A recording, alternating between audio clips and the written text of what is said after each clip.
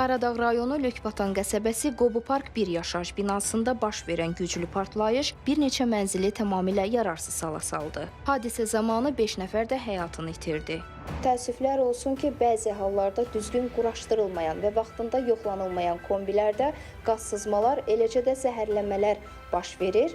Bəs belə olan halda kombilərin nasazlığının olub-olmamasını necə bilməliyik? Mütəxəssislər bildirirlər ki, kombi lisenziyalı ustalar tərəfindən quraşdırılmalıdır. Qaz boruları, baca sistemi və havalandırma mütləq yoxlanılmalıdır. İldə bir dəfə texniki baxış keçirilməsə qaz sızması riski yüksək olur.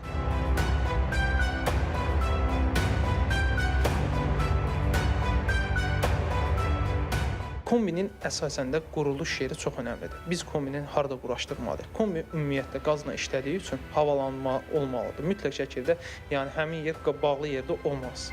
Əgər bağlı yerdə deyək ki, biz mətbəxdə quraşdırmışıqsa, mütləq şəkildə cam balqondan və yaxud pəncərədən havalanma girməlidir. Kombi partlamasından nəticələnə bilər ki, o hallarda kombimizdə texniki qulluq keçirilmədikdə və yaxud qazımızın təzyiqi həddindən artıq güclü olduqda, məsələn, bunlar üçün qaz reduktorları var. Qaz reduktoru alarkən də bazarda çoxdur.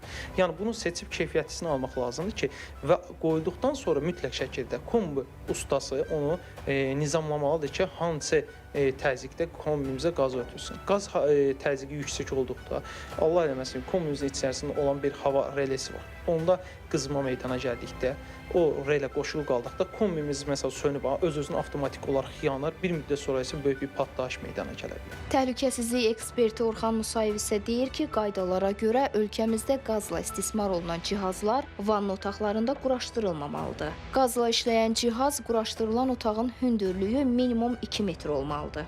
Əgər mənzildə balkon yoxdursa, kombini mətbəxdə quraşdırmaq olar. Qeyri-peşəkar şəxslər tərəfindən qaz cihazlarının və kombilərin quraşdırılması bədbəxt hadisələrə səbəb ola bilər. İnsanlar özləri belə mənzillərdə istismar etdikləri kombilərə mütəmadi vizual nəzarət həyata keçirməlidirlər. Onların təzyiqinə baxmalıdırlar. Hər hansısa bir qaz qoxusu gələrsə, dərhal bununla bağlı ixtisaslaşmış təşkilatlara və müvafiq dövlət qurumlarına müraciət etməlidirlər. Yəni burada əsas məqsəd təhlükəni vaxtında aşkarlayıb aradan qaldırılmalıdırlar. Yeni qəbul olunmuş normativ tələblərə görə qazla istismar olunan cihazlar uyğun yerlərdə, məsələn, mətbəxlərdə quraşdırıla bilər. O halda ki, mətbəxdə qaz cihazlarının quraşdırılması üçün münbit şərait olsun. Yəni, mətbəxin hündürlüyü 2 metr olsun, təbii havalandırma mövcud olsun. Kombi təhlükəsizliyi hər kəsin diqqətində olmalıdır. Kiçik bir səhlənkarlıq peşmanlıqla nəticələnə bilər. Jalə Qəhrəman qızı, Qərib Cavadov, Elvin Zeynalov.